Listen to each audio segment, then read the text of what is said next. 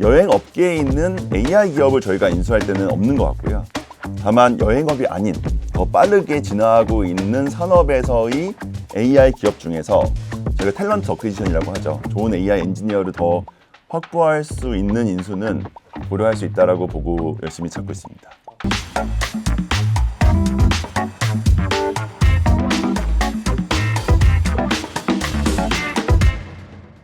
동시에 진행을 했다라고 봐주시면 좋을 것 같습니다. 지금 이제 또 인수라는 말씀이 나왔기 때문에 저희가 또 저절로 질문이 있잖아요. 그렇군요. 그러면 그 앞으로도 좀 AI나 아니면 여행 분야에 대해서 좀 인수를 진행할 것인지 좀 이것도 굉장히 많은 분들이 궁금해할 것 같습니다. 아, 그리고 제가 또 한 가지 이제 덧붙여서 여쭤보면은 야놀자도 이제 굉장히 이제 규모가 큰 기업이 됐잖아요. 매출이 거의 1조 원에 육박하는. 제가 알기로는 좀 LP로도 좀 상당 부분 좀 참가하고 계신 걸로 알고 있는데 이렇게 이제 좀 인수합병 활동을 앞으로는 이제 어떻게 추진하실 건지도 말씀하실 수 있는 선에서 좀 말씀해 주시면 좋을 것 같아요. 알겠습니다. 우선 저희가 기업을 인수한 영역을 먼저 말씀을 드리면 저희의 비즈니스 모델은 우선 고객을 많이 획득을 해야 됩니다. 근데 이 호텔과 같은 공급자 고객보다는 판매 채널 고객, 도매상이든 소매상이든 판매 채널 고객을 많이 획득하는 게 훨씬 더 매출에 도움이 됩니다. 왜냐하면 저희 AI 서비스를 양쪽이 다 쓰시긴 하지만 판매 채널 쪽이 훨씬 더 많이 쓰시거든요. 그리고 거기서 훨씬 더 많은 매출이 나오기 때문에 그렇습니다. 그래서 저희는 호텔 쪽보다는 이 판매 채널 고객이 전 세계에 최대 80만 개 정도가 존재하고 있는데 이 고객을 다 저희의 연결되어 있는 고객으로 획득하는 것을 좀 초점 맞추고 있고 그 관점에서는 인수를 할 수도 있다고 생각합니다. 다만 저희가 이미 전 세계 영업망을 획득하고 있기 때문에 저희 영업망과 겹치지 않는 그리고 저희가 직접 오거닉하게 저희가 직접 오피스를 여는 것보다 더 저렴해야지만 그 인수가 가능한 거여서 굉장히 다양한 기업들을 찾고 있는 상태이긴 하고요. 그다음에 저 세 번째 사업이 저희 AI 사업입니다. 근데 AI 사업은 저희가 거의 최초로 시작을 하고 있고 시장에서는 파이오니어입니다. 경쟁자가 없는 영역입니다. 그러다 보니까 여행 업계에 있는 AI 기업을 저희가 인수할 때는 없는 것 같고요. 다만 여행업이 아닌 더 빠르게 진화하고 있는 산업에서의 AI 기업 중에서 저희가 탤런트 어퀴지션이라고 하죠. 좋은 AI 엔지니어를 더 확보할 수 있는 인수는 고려할 수 있다고 보고 열심히 찾고 있습니다. 그리고 또 업계에서는 좀 이런 얘기가 있거든요. 그래서 일단은 야놀자가 M&A를 가장 잘한 스타트업이라는 거는 진짜 모두가 동의하는데 근데 여기서 좀 안 좋게 보는 분들은 아니 그러면 결국 돈으로 매출을 산 거 아니냐 이렇게 보기도 하고 근데 또 다른 한편으로는 아니다 그렇지 않다. 이거는 사실 인수가 끝나는 게 아니라 이게 디벨롭 시키는 게 굉장히 어려운 건데 이걸 야놀자는 굉장히 잘했다라고 이렇게 보기도 하는데 좀 여기에 대해서도 혹시 의견을 주실 수 있을까요? 야놀자는 수익을 만들고 있는 회사이고요. 사실 수익을 더 많이 만들고 싶으면 더 많이 만들 수 있는 회사라고 생각합니다. 그 증거가 코로나 기간 동안 여행 기업들이 굉장히 힘들었거든요. 야놀자는 코로나 기간 동안도 매출이 성장했고 이익은 폭증했습니다. 이유가 뭐냐면 코로나 기간 동안은 불확실성이 높기 때문에 우선 이익을 많이 내자라고 저희가 판단했고 실제 이익이 엄청나게 늘었거든요. 전 세계적으로 그런 사례가 전혀 없습니다. 그래서 저희는 이익을 낼 수 있으면 더 많이 낼 수 있는 기업이고 현재 이미 이익을 오랫동안 내고 있었던 기업입니다. 근데 그 상태에서 약 3년 반 전에 소프트뱅크 비전펀드가 저희한테 17억 불 투자를 하셨거든요. 그러면은 저희한테 왜 투자를 하셨을까요? 저희는 이미 이익을 내고 있고 오퍼레이션으로는 수익을 지속적으로 내면서 캐시가 쌓이고 있는 회사임에도 불구하고 저희한테 투자를 하신 거는 저는 딱 두 가지밖에 없다고 생각합니다. 첫 번째는 과감하게 AI에 투자해라. 두 번째는 인수할 회사가 있으면 인수해라. 라는 거거든요. 그러면 저희가 두 가지를 잘할 수 있다고 믿으시니까 그렇게 큰 돈을 저희한테 투자를 하셨을 거라고 생각을 하고 있는데 우선 AI 영역은 말씀드린 것처럼 현재 엔터프라이즈 솔루션 중에서 25%의 순수 AI 매출 비중은 저는 전 세계적으로도 거의 없는 사례라고 생각을 합니다. 저희 데이터를 가지고 이미 저희와 연결되어 있는 저희의 기존 고객들한테 AI 서비스를 주고 있기 때문에 많은 SaaS 및 AI 기업들이 거기 고객들을 획득하고 고객과 연결하고 고객한테 마케팅하고 하는 비용이 하나도 안 들어가거든요. 그게 가장 큰 이유였던 것 같고요. 두 번째가 저희가 인수를 하면 이 기업으로 단순하게 매출과 이익이 그냥 더해지는 거라고 하면 저희한테 그렇게 투자 안 하셨을 것 같은데 저희는 인수한 기업의 시너지를 정말 끝까지 끌어내는 기업이라고 생각합니다. 글로벌로 그 역량을 10년 동안 쌓아왔고요. 그래서 앞에서도 말씀드렸지만 저희가 2019년에 인수한 야놀자 클라우드 솔루션은 5년 사이에 매출이 5.4배 늘었고요. 정말 조그만 기업이 전 세계의 가장 큰 사스 기업으로 성장을 했습니다. 두 번째가 고 글로벌 트래블 회사도 저희가 2023년에 인수를 했는데 그럼 1년밖에 안 되지 않았습니까? 2.2배 성장을 했습니다. 2배 이상 성장을 저희가 만들어냈다는 거죠. 사실 여행 산업이 요즘에 그렇게 좋지 않습니다. 작년에 쉽지 않았거든요. 경기에 좀 많이 타는 산업이라서 그러신 거죠? 23년은 좋았습니다. 왜냐하면 코로나가 딱 끝나고 나섰기 때문에 모든 여행 기업이 성장을 많이 했어요. 근데 2024년은 이제 3년에 많이 여행을 했기 때문에 이제는 그 펜트업 수요가 많이 준 상태였습니다. 그래서 그렇게까지 성장하기 쉽지 않았는데 저희 2.2배 성장을 시킨 거죠. 그리고 아까 말씀드렸던 마이즈라는 AI 기업 같은 경우에도 저희가 저희의 기술을 인식시키고 인원을 얼마만큼 확장했냐면 20몇 명 정도 되는 회사였거든요. 현재 60명이 넘습니다. 인원이. 그리고 50% 이상 매출 성장했습니다. 그래서 저희가 말씀드리고 싶은 부분은 뭐냐면 저희는 말씀해 주신 것처럼 그냥 인수하진 않습니다. 인수를 하면 적어도 1, 2년 안에 2배 이상 성장을 해야 되는 거거든요. 그리고 그것을 할 수 있는 데이터와 역량이 있고 글로벌로 확장했던 경험, PMI, 그러니까 포스트 머저 인테그레이션을 할 수 있는 팀을 잘 보유한 기업이기 때문에 그걸 믿고 저희한테 큰 투자를 하신 게 아닌가라고 생각하고 있습니다. 제가 듣기로는 그 야놀자 클라우드 시스템 솔루션 그 인도에 있는 회사는 최근에 사옥도 되게 좀 잘 지은 걸로 알고 있는데 그리고 제가 또 어찌해서 좀 들어보니까 약간 인도에 좀 명문대 그 개발자들이 좀 많이 가고 싶어 한다고 하더라고요. 그 회사를. 아무래도 그 인도에서는 굉장히 좀 약간 유명한 기업이 점점 돼가고 있다고 저도 이건 다른 자리에서 좀 들었던 얘기가 있어갖고요. 그러니까 저희가 인도에 수랏에 제일 처음 오피스를 만들었고요. 수랏에서 제일 좋은 오피스를 가자라고 생각을 했었기 때문에 그 수랏에 있는 상업 빌딩 중에서 제일 최근에 지었고 제일 높은 빌딩. 몇 층인지 기억나시나요? 층수는 잘 정확히 기억이 안 나는데 제일 높은 빌딩에 저희가 이제 입주를 했습니다. 저희 건물은 아니었고요. 그 다음에 그 외에 저희가 이제 2개의 오피스를 더 만들어서 인도는 R&D 센터도 있지만 아시아, 에이펙에 오퍼레이션 센터가 있습니다. 그래서 거기서 모든 운영을 다 해주고 있습니다.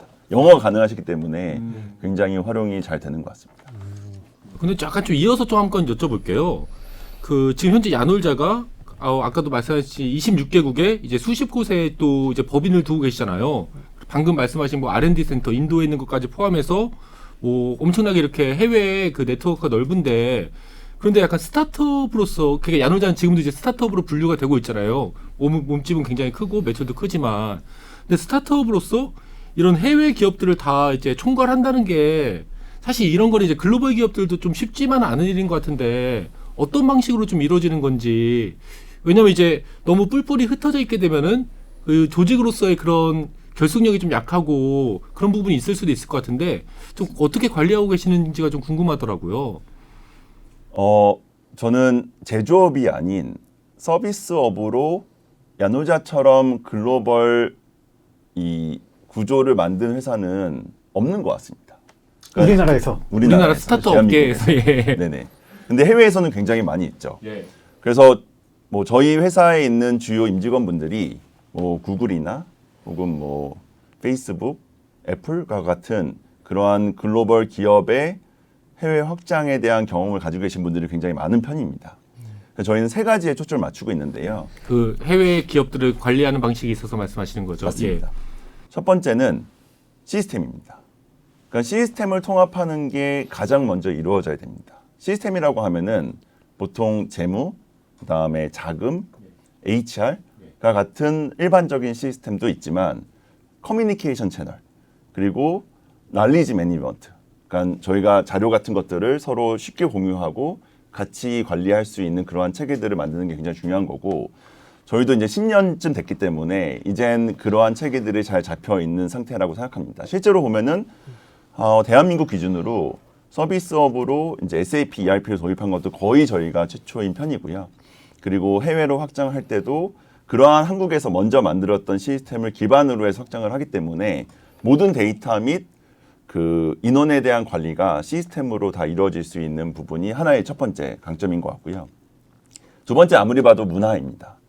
근데 문화를 맞추는 게 너무 어려운 게 저희가 쓰는 언어도 보면 한 20개국 이상이고 그다음 저희가 서비스를 제공하는 건 60개국 언어로 서비스를 제공하고 있습니다. 그러다 보니까 굉장히 다른 문화를 어떻게 잘 조합할 것이냐 이게 굉장히 숙제였는데 저는 그 관점에 너무 감사하는 게 K-팝이 너무 많이 이제 인기가 있지 않습니까? 실제 저희가 가서 저희가 이제 그 얼마 전에 20주년 행사를 할 때 축사를 제일 먼저 해주신 분이 싸이셨습니다. 예.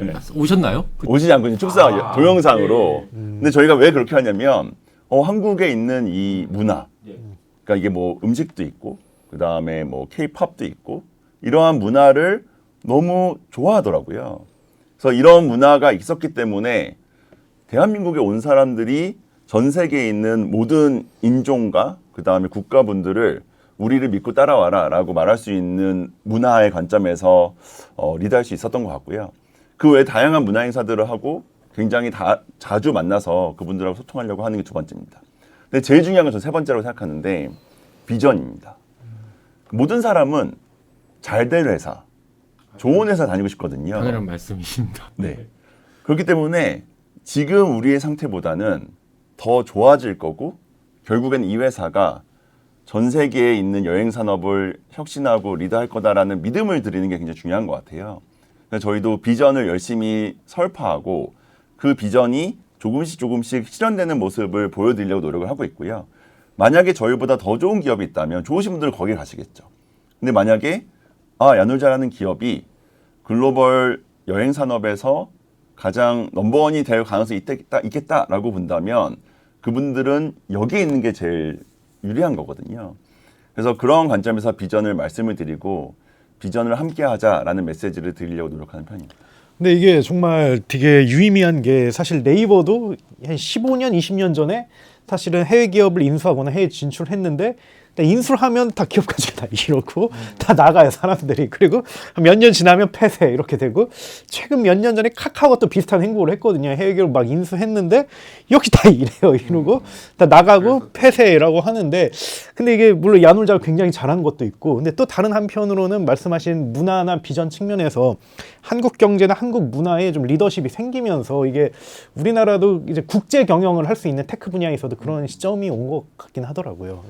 그 야놀자가 이제 인터파크를 인수하면서 국내에 있는 엔터테인먼트 산업을 리드를 하고 있습니다. 그것도 굉장히 저는 긍정적이었던 것 같습니다. 그러니까 저희가 이러한 K-팝 스타들이 저희의 디지털 환경을 통해서 단순하게 티켓만 파는 게 아니라 저희는 암표도 가장 고도화된 방지 시스템들을 만들고 있고 그리고 실제 그 콘서트장에 오셔도 최근엔 저희가 그 안면 인식을 통해서 체크인을 굉장히 빠르게 혁신시켰거든요. 그러니까 그러한 기술들을 만들고 있다는 측면에서 이 회사가 다르구나라는 믿음을 드릴 수 있었던 것 같습니다. 근데 아까 제가 좀 한 가지 좀 이거는 꼭 여쭤봐야겠다 싶은 게 하나 있는데 앞서서 이제 인공지능 분야에서 이렇게 야놀자처럼 하고 있는 기업은 해외에도 없다고 말씀해 주셨잖아요. 근데 이걸 보는 시청자분들은 진짜 그럴까라고 생각하실 것 같은데 진짜 이런 비즈니스 모델을 좀 하고 있는 데가 별로 없는 건지 그리고 경쟁 기업이라고 할 만한 데가 뭐 있다고 하면 또 어디가 있을 건지 이것도 좀 한번 다시 한번 여쭤보고 싶더라고요.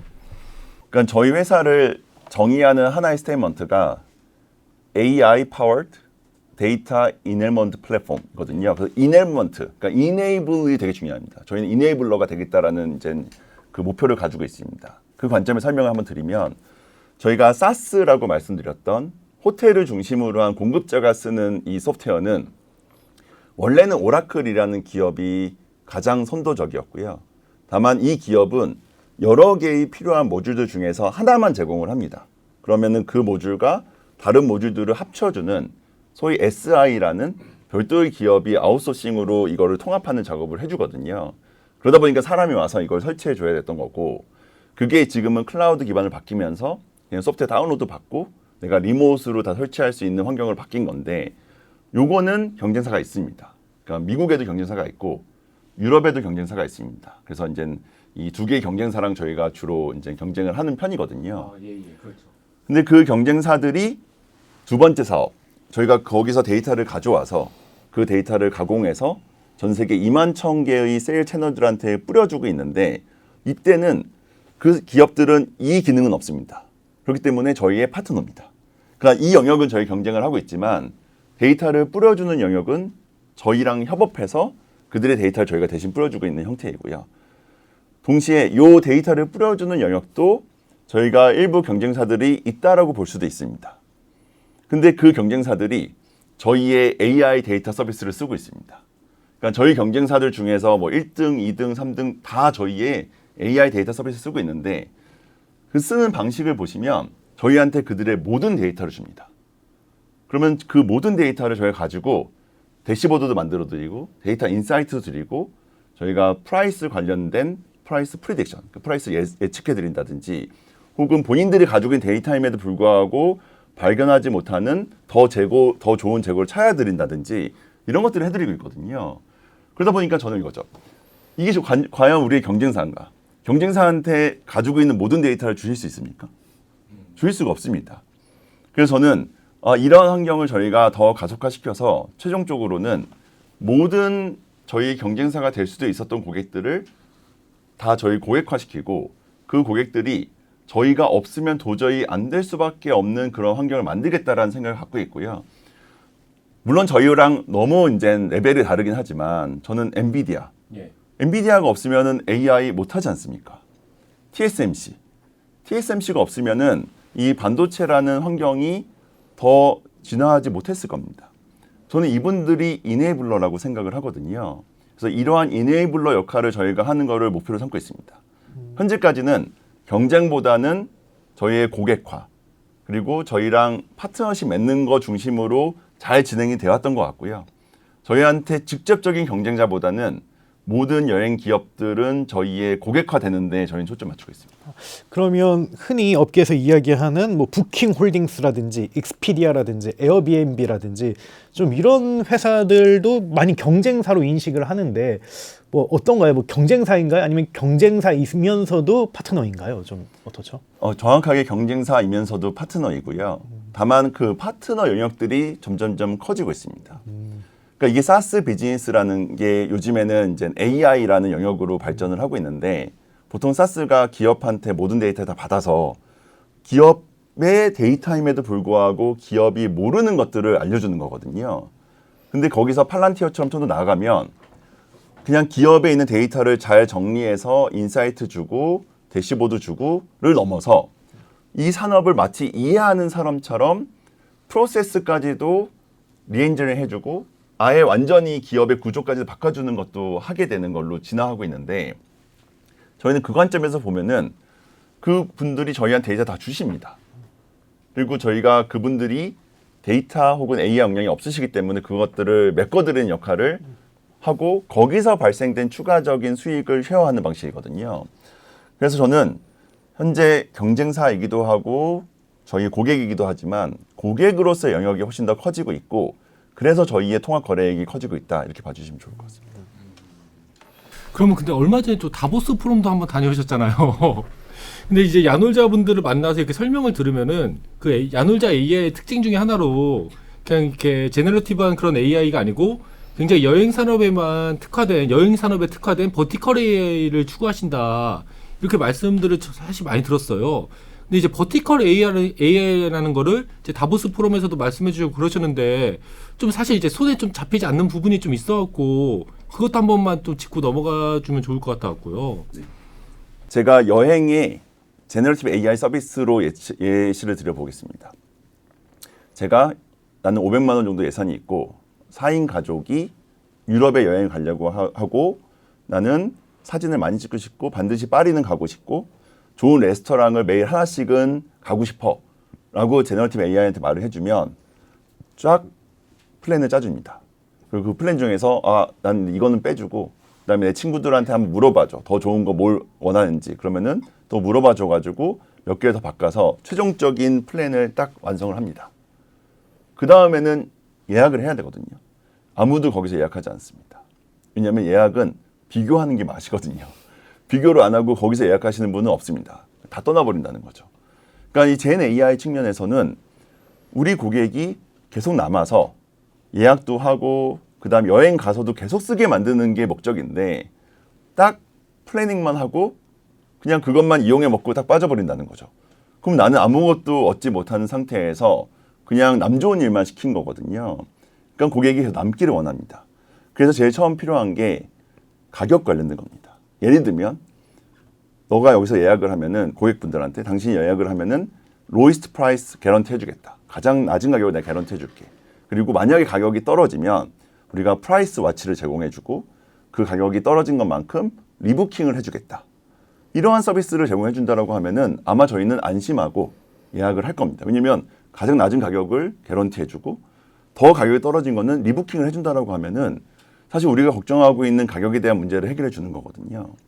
그래서 그렇게 예약을 하고 나면 제가 여행을 가기 전까지 그 호텔에 주차장이 있나 없나, 그다음에 얼마지? 너무 비쌀 수도 있지 않습니까? 주차료가. 그러한 것들을 궁금해합니다. 혹은 그 주변에 맛집이 어디가 있나 이런 것도 물어보시거든요. 그런 것들을 저희가 답해 주려면 AI 컨시어지가 필요합니다. 그 현장에 도착하면은 당연히 우선은 공항에서 호텔까지 이동하기 위한 모빌리티도 필요하고요. 현장에 도착해서는 체크인, 그다음에 룸 서비스, 혹은 거기 있는 시설이 있으면 그 예약 이런 건 서비스를 또 받아야 됩니다. 그러면 제가 말씀드린 것 중에서 일반적인 젠 AI가 할 수 있는 게 어디냐라고 하면은 맨 처음 추천이 끝입니다. 그 다음부터는 여기는 앞에서 말씀드렸다시피 이 엔드 투 엔드, 그러니까 공급자부터 수요자까지 연결하는 완벽한 데이터셋, 저희가 이거를 스트림 라인 데이터 플로우라고 부르거든요. 이 데이터와 그 데이터를 보유하고 있는 이 AI 서비스 프로바이더, 공급자가 없으면 못한다는 겁니다. 거기서부터는. 그렇기 때문에 저희 같은 트래블 영역, 그러니까 여행 산업에 특화되어 있는 AI 사업자가 같이 붙어야 됩니다. 이게 AI 에이전트 컨셉입니다. 이번에 이제 오픈 AI가 첫 번째 AI 에이전트 서비스인 오퍼레이터라는 걸 출시하면서 런치 파트너가 카카오랑 저희였거든요. 아, 예. 네, 두 개 회사밖에 이제 없었는데 저희가 제공하려고 하는 것은 유니크하기 때문에 저는 그렇다라고 생각을 합니다. 뭐냐면 앞에서 추천해 주는 게 중요한 게 아니라 그 이후의 과정들이 중요한데 그 이후의 과정은 트래블 영역에서 공급자와 수요자를 연결시키는 데이터의 흐름이 없는 상태에서는 줄 수가 없기 때문에 그런 관점에서 저는 벌티컬 AI가 굉장히 필요하다라고 생각을 하고 있고 벌티컬 AI라는 단어를 제가 처음에 만들었거든요. 왜냐하면 저는 온톨로지의 신봉자입니다. 그러니까 팔란티어가 온톨로지를 만들고 그걸 바탕으로 해서 비즈니스를 구성하는 걸 보면서 똑같지만 완전 다르거든요. 그러니까 설명 들으면은 별거 아닌데 라고 하는데 실제 써보면은 너무너무 다릅니다. 그 이유가 뭐냐면 저희도 똑같은데 어떤 산업의 전문가가 그냥 얘기 들어보면은 그렇게 다른 것 같지 않지만 그 사람이 그 산업을 10년, 20년 했기 때문에 거기서 나오는 경험이 그 사람의 뭔가 바이브를 만들어주지 않습니까? 비슷하게 그 경험이 없는 상태에서는 내가 서비스를 주는 것 같지만 그게 깊게 못 들어간다는 거죠. 저는 그래서 온톨로지 측면을 굉장히 중요한 미래의 AI 서비스 방향이라고 보는데 그 관점에서 저희는 이제 여러 가지는 아니고 여행 레저만 하고 있기 때문에 여행 레저에 어찌 보면 온톨로지 컨셉을 가져온 거를 저희가 벌티컬 AI라고 이름 붙였다라고 봐주시면 될 것 같고요. 그런데 얼마 전에 그럼 그 구글하고 뭐 아마존 그 클라우드 그쪽하고 하는 협업도 이런 거 이제 만들기 위해서 하신다는 거죠? 그러니까 저희가 세 가지 관점으로 협업을 하고 있는데요. 첫 번째는 제너러티브 AI가 추천까지밖에 못하기 때문에 그 이후에 좀 더 프라이스도 이제 고객한테 매력적으로 그리고 그 이후에 내가 여행 가기 직전까지 그리고 여행 가서 제가 인트립이라고 합니다. 여행하는 동안 이 경험을 같이 연결시켜주기 위한 AI 에이전트 협업. 이게 이제 첫 번째고요. 두 번째는 저희는 이 프로퍼티라는 그래서 호텔이면 호텔 안에 있는 데이터는 가장 많이 가지고 있습니다. 그러니까 호텔이 룸 서비스나 컨시어 서비스를 해주는 것까지 포함해서요. 근데 그 주변에 더 좋은 맛집들에 대한 데이터들을 충분히 갖기는 어렵거든요. 그래서 저희가 그 콘텐츠를 갖고 있는 사업자, 그러니까 호텔은 저희 거지만 호텔 주변의 맛집이라든지 혹은 다른 좋은 여행지들을 데이터를 갖고 있는 사업자들과 협업해서 컨텐츠를 같이 만드는 거. 요게 이제 두 번째 협업 영역이고 그게 이제 구글과 AI 컨시어지를 같이 만들었던 이유기도 합니다. 그다음에 세 번째는 이게 클라우드를 하는 기업이 그럼 AWS도 그렇고 구글 클라우드도 그렇고 애저도 그렇고 그 기업들이 보통 AI 사업을 같이 하고 있지 않습니까? 그러니까 저희도 이제 AI를 하기 위해서 GPU를 렌트하는 방식으로 하고 있거든요. 그러면 저희가 원래 클라우드로 협업했던 기업들과 GPU도 같이 렌트하는 개념으로 하고 있고 그러면 GPU를 쓰는 게 문제는 아니고 마치 클라우드도 마찬가지인데 그냥 내가 데이터 센터가 있다고 해서 이 비즈니스 되는 게 아니라 거기에서 얼마만큼 저렴하고 더 좋은 활용을 할 수 있는지에 대한 툴을 잘 제공하는 게 중요한 것처럼 GPU도 마찬가지거든요. 그래서 저희가 그 툴을 같이 이제 더 고도화시키는 것, 그래서 그들의 API를 쓰기도 하고 저희가 그 툴을 같이 이제 공동으로 의견을 주고받으면서 고도화하는 그런 작업을 하는 게 세 번째 영역입니다.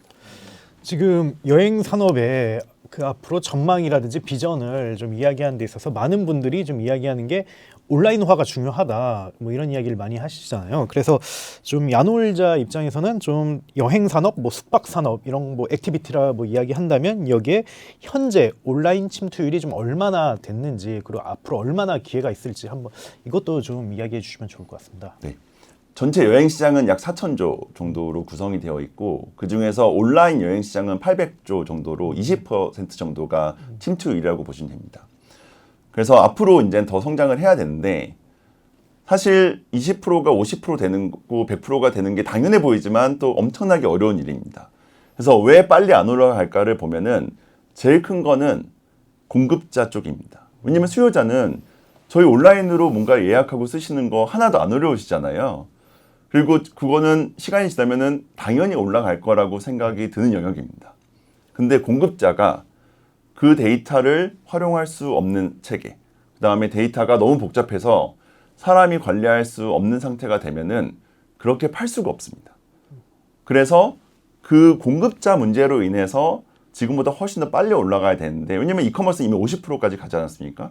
여행은 우리가 온라인으로 하는 게 하나도 안 어렵기 때문에 만약에 공급자의 문제만 해결되면은 당연히 50%까지는 빨리 올라갈 수밖에 없는 영역입니다. 그래서 이제 공급자 문제를 해결하는 게 굉장히 중요한 상태이고요. 그 공급자들이 클라우드 솔루션을 쓰면 이 문제는 다 해결됩니다. 왜냐면은 다 자동으로 판매가 되기 때문에 그것도 가격까지 저희가 다이나믹 프라이싱이라고 해서 최적화해서 판매가 되기 때문에 사람이 관리할 수 없는 영역까지도 이미 다 AI 들어가 있거든요. 그래서 공급자들이 클라우드 솔루션, 즉 SaaS를 얼마만큼 더 빨리 쓰느냐 이게 관건인 거고 그 영역은 한 15% 정도밖에 페네트레이션 안 들어가 있습니다. 그러니까 큰 호텔들만 지금 쓰고 있고 사실은 중간부터도 거의 안 쓰고 있는 게 현실입니다. 그래서 그 영역이 바뀌면서 50%까지는 좀 빨리 올라갈 거라고 생각합니다.